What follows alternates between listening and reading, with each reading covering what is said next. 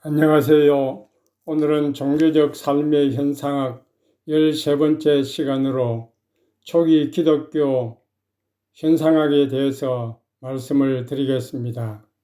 하이데거는 갈라디아서 낭독을 통해서 얻은 암시를 바탕으로 초기 기독교의 종교성에 대한 접근을 시도를 했습니다.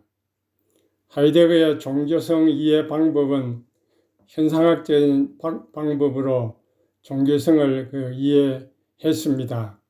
이것은 종교적 경험을 단순한 개념으로 이해하는 것이 아니라 실제로 경험하는 인간 주체의 관점에서 탐구하고자 했던 것입니다. 그래서 종교적 그 경험이 인간의 삶과 세계에 대한 어떤 의미를 형성하는가를 탐구했던 것을 볼 수가 있습니다. 하이데거의 존재 분석 방법에 대해서 말씀을 드리겠습니다. 하이데거는 이 경험을, 종교적 경험을 존재 분석을 통해서 탐구를 했습니다. 존재라는 것이 무엇입니까? 인간 존재를 하이데거는 다자인이라는 용어로 설명을 합니다. 다라는 말은 거기, 여기 이런 뜻이고 자인은 있다는 뜻인데, 그렇기 때문에 인간 존재를 여기 있음 또는 거기 있음 이런 말로서 표현을 했습니다. 다시 말씀드리면 인간은 그 세계 속에서 존재하는 방식을 다자인이라 그렇게 명명을 했습니다. 이 다자인은 단순히 존재하는 것이 아니라 세계와 관계 맺고 의미를 부여하는 존재를 가리키는 것입니다.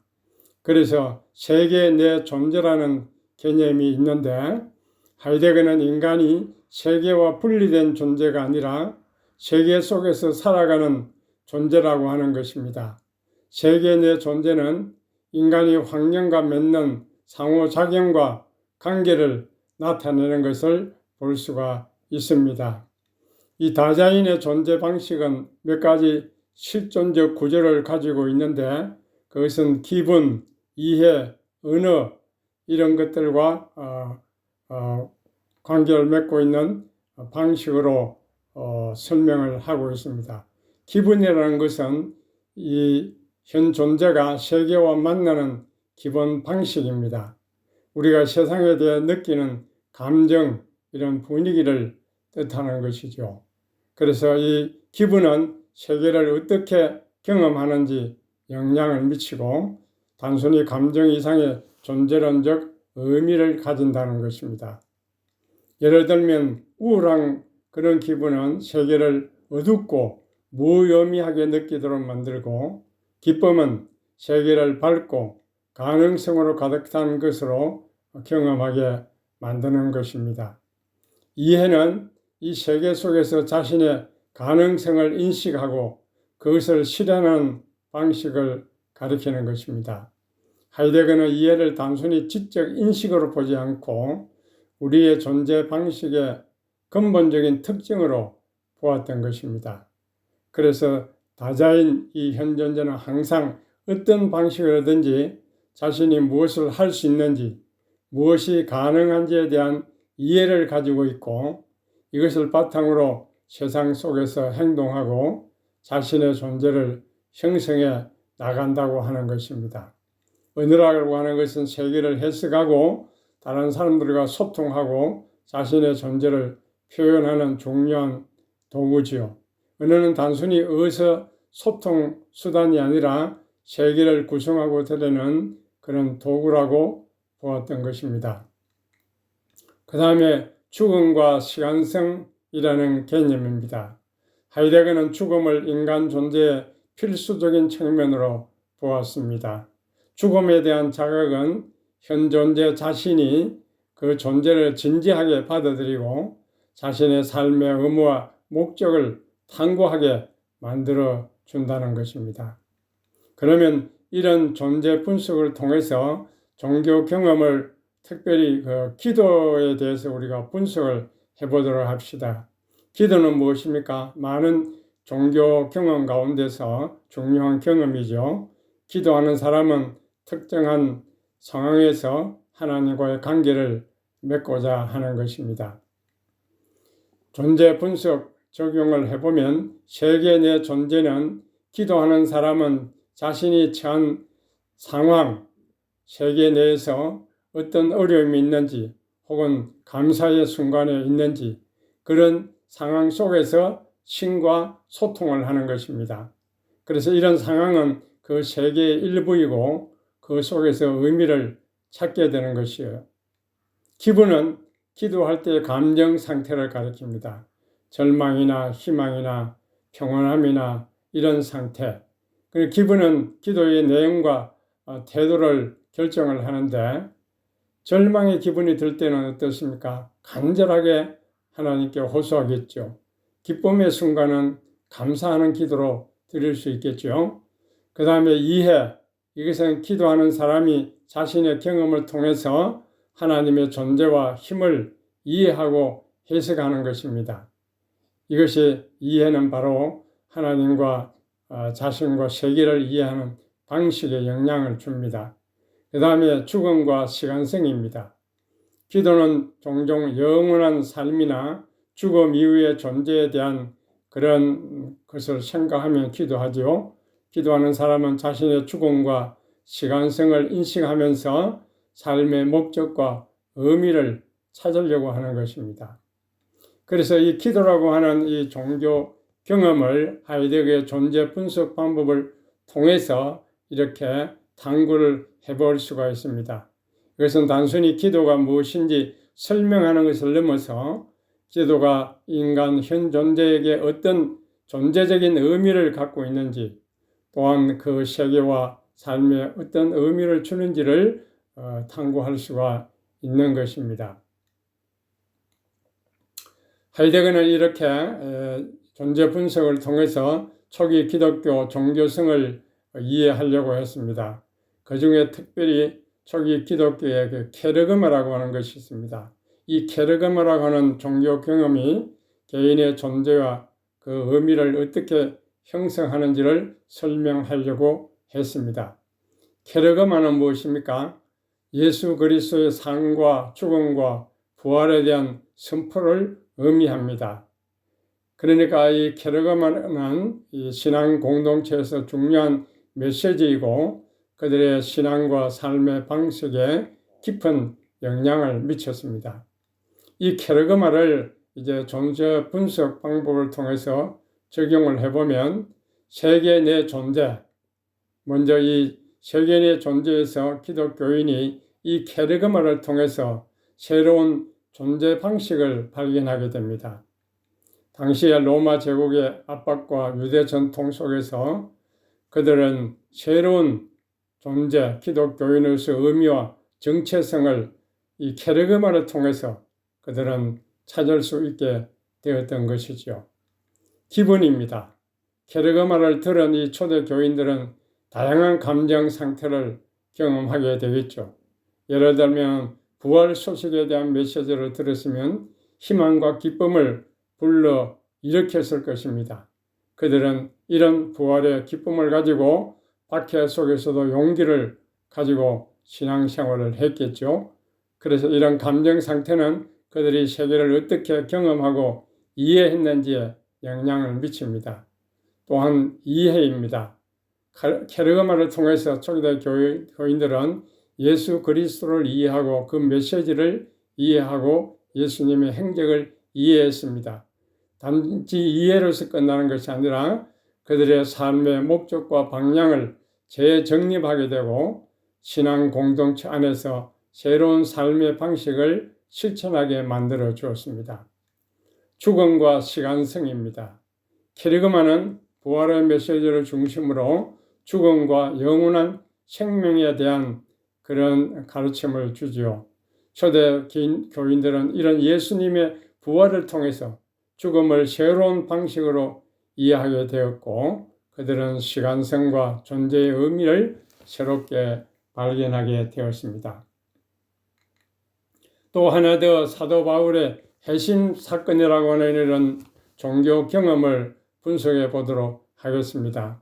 사도 바울은 초기 기독교 역사의 중요한 그런 인물이고 또 이 회심 사건은 중요한 사건이죠. 그래서 다메섹 도성으로 가던 길에서 예수님을 만나고 그 경험을 통해서 그의 삶이 완전히 변화되었습니다. 존재 분석을 여기에 적용을 해보면 세계 내 존재로서 바울의 이 회심은 기존의 세계관을 완전히 바꾸는 계기가 되었습니다. 그는 박해자에서 복음 전파자로 변명하였고 그는 그가 세계를 이해하는 방식을 근본적으로 변화했던 것을 볼 수가 있습니다. 사도 바울은 원래 율법을 엄격하게 지키는 것을 통해서 어려움을 추구했지만 회심 이후에는 구원이 오직 하나님의 은혜와 예수 그리스도를 통한 믿음으로 주어진다는 것을 믿게 되었습니다. 그래서 그의 변화는 율법에 대한 종속에서 해방되어서 은혜 중심으로 자유로운 신앙생활로 복음을 전파하는 삶을 살게 되었습니다. 그는 또한 배타적 신앙에서 보편적 복음으로 바꾸었습니다. 회심 전에는 바울은 유대인으로서 유대교의 규범과 전통을 고수하면서 이방인들을 배척했습니다. 그러나 회심 이후에 그는 그리스도 안에서 모든 민족이 하나라고 하는 이런 보편적인 신앙을 받아들였습니다. 그래서 그는 유대인뿐만 아니라 이방인에게도 복음을 전하는 사도로 변화되었습니다. 그리고 그는 적대적 세계관에서 사랑과 화해의 세계관으로 바꾸었습니다.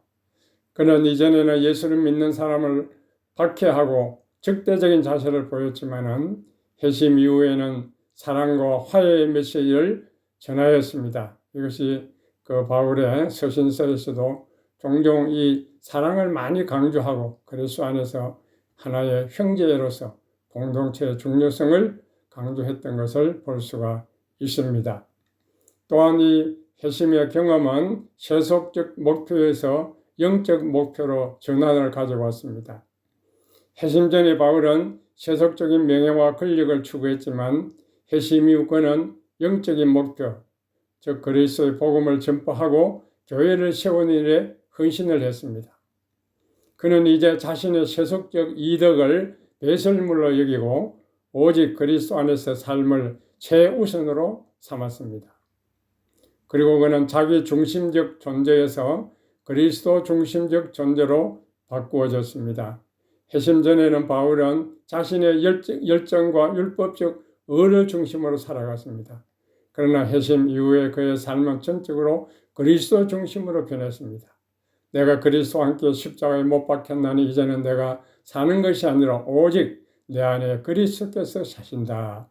그렇게 고백하면서 자신의 존재가 그리스도 안에서 새롭게 변화되었음을 말하고 있는 것입니다. 또한 기분입니다. 회심 이후 바울은 강한 열정과 사명감을 가졌습니다. 그래서 새로운 신앙의 길을 걷는 원동력이 되었고 기독교 공동체 내에서 그의 역할을 기여하게 되었습니다. 이해입니다. 바울은 회심을 통해서 예수님을 깊이 이해하고 그 메시지를 깊이 이해해서 그의 선교 활동에 반영했고 또 서신서의 초대 기독교 교리를 형성하는 데 영향을 미쳤습니다. 그의 경험은 또한 죽음과 시간성에 대한 것입니다. 예수님의 부활과 자신의 회심 경험을 통해서 죽음과 영생을 새롭게 이해를 했습니다.